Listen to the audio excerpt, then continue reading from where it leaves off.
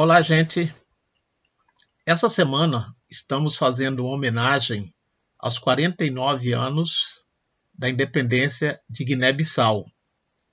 Então, estamos apresentando aqui uma sequência de fragmentos de memórias, de lembranças,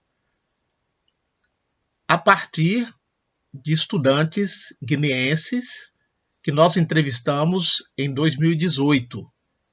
Alguns deles terminaram o curso de graduação, mestrado, doutorado aqui no Brasil, retornaram para Guiné-Bissau e outros, devido a vários motivos, não retornaram, fixaram residências aqui no Brasil e trabalham em diversas áreas do conhecimento. Então, em homenagem aos 49 anos de independência de Guiné-Bissau, nós estamos aqui rememorando, relembrando, apresentando algumas narrativas de memórias que eles tiveram a partir do que ouviram dos seus pais que lutaram na Guerra de Independência. Pais, amigos, parentes, de modo geral. Na postagem anterior, eu havia atribuído a Ecleia Bose a frase: um povo sem memória é um povo sem história. Na verdade, essa frase não é de Ecleia Bose. Essa frase é de Emília Viotti da Costa. Mas Ecleia Bose também trabalhou com a questão da memória, sobretudo na obra Lembranças de Velho, Memória e Sociedade. Então, estou aqui corrigindo a minha falha, né? E dizendo que a frase a qual eu referi é de Emília Viotti da Costa. Embora Ecleia Bose, assim como Marilena Chauí, também debateram e debatem a temática sobre memória, esquecimento, história, né? Então foi um equívoco meu, por isso eu peço desculpas. Eu trouxe aqui também algumas obras acerca de Guiné-Bissau, da qual nós estamos falando a partir da memória dos guineenses. Tem essa obra aqui, Paulo Freire e Sérgio Guimarães, A África Ensinando a Gente. Então fala um pouco das experiências educacionais de Paulo Freire e Sérgio Guimarães. Tem essa outra aqui, Estado, Ensino Superior na Guiné-Bissau. Essa aqui é do professor Dr. Arnaldo Sucuma, que é a tese de doutorado dele sobre Guiné-Bissau. Ele é guineense, estudou graduação, mestrado e doutorado aqui no Brasil e é professor em Pernambuco e na Paraíba. E tem esse clássico que eu já mencionei na postagem anterior, Cartas da Guiné-Bissau, Registro de uma Experiência em Processo, Paulo Freire, né? É um livro muito importante para entendermos o processo educacional em Guiné-Bissau a partir da experiência do educador brasileiro pernambucano Paulo Freire. Feitas essas considerações, vamos retomar as memórias dos guineenses que nós colhemos em 2018 acerca da Guerra de Independência que eles ouviram dos seus antepassados.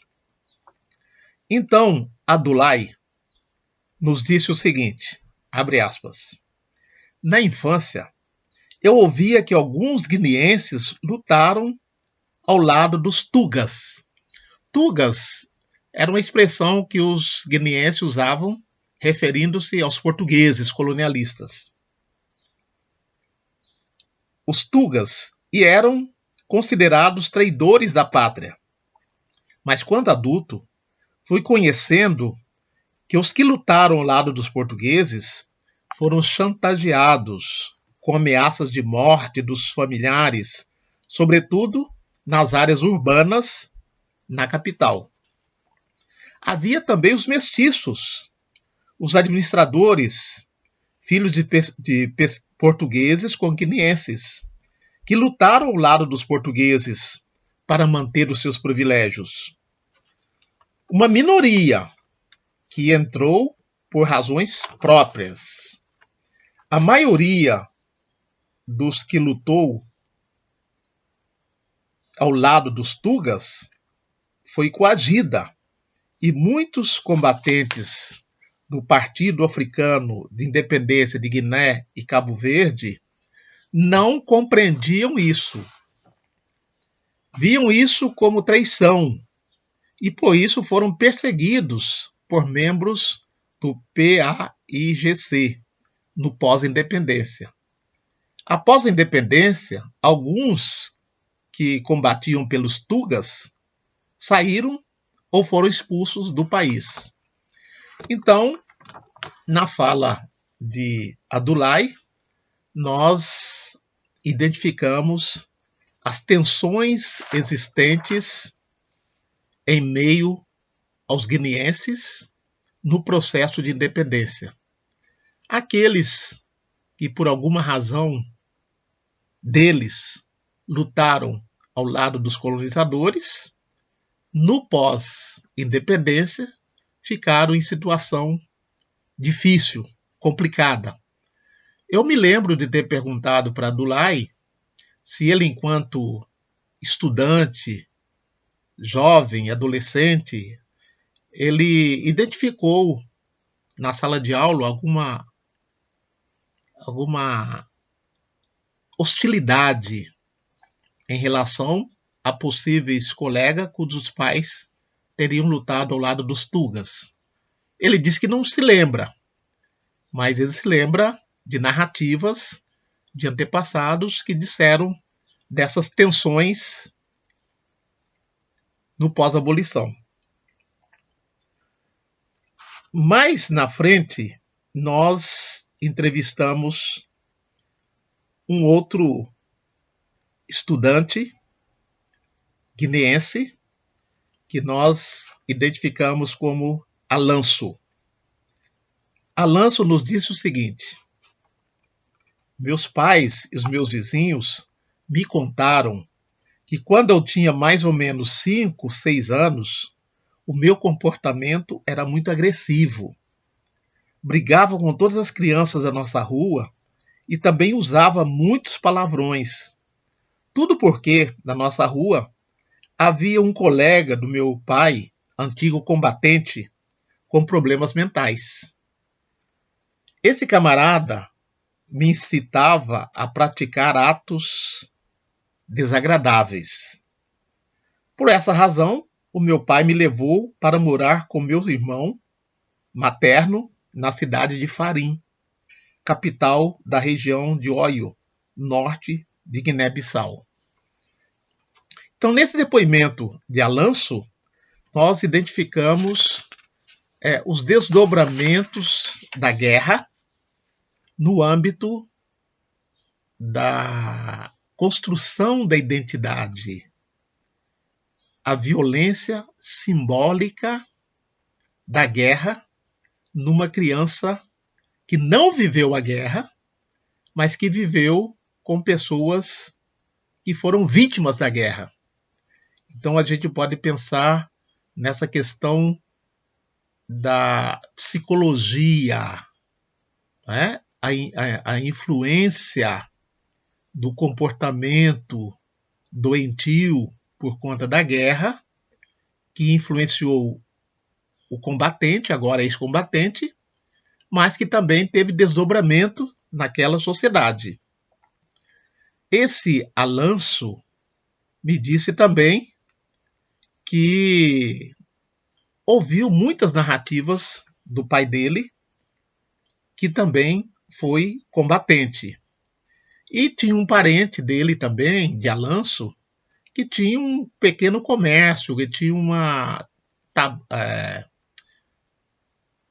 que tinha um pequeno comércio, né? E ele pôde, quando ajudava os seus parentes no comércio, ele também pôde ouvir narrativas dos antigos combatentes acerca do ocorrido no fronte. Então essas lembranças, essas memórias nos remetem à guerra de independência de Guiné-Bissau, que durou durante 10 anos, de 1963 a 1973. E é óbvio que no processo pós-independência, o rescaldo dessa guerra, né, influenciou muito na construção do país. Eu tive a oportunidade de estar em Guiné-Bissau, se não me engano, em 2012, 2013, e a gente pôde ainda sentir um pouco dos desdobramentos de tantos anos de guerra, sobretudo de instabilidade política. Me chamou muito a atenção que é um país de pessoas muito jovens, cheio de ideais, e um povo muito, muito, muito acolhedor, sobretudo quando sabiam ou ficaram sabendo que éramos brasileiros. Então, encerrando essa homenagem aos 49 anos de Guiné-Bissau, eu deixo aqui um grande abraço a todos os conhecidos e conhecidas, alunos, ex-alunos, colegas de trabalho no magistério guineense, e desejamos que o país siga adiante, superando as mazelas deixadas pelo colonialismo, sobretudo pelo colonialismo português, que teve uma longa duração naquela região. Grande abraço a todas e a todos os amigos e amigas de Guiné-Bissau, quer estejam lá, quer estejam aqui no Brasil.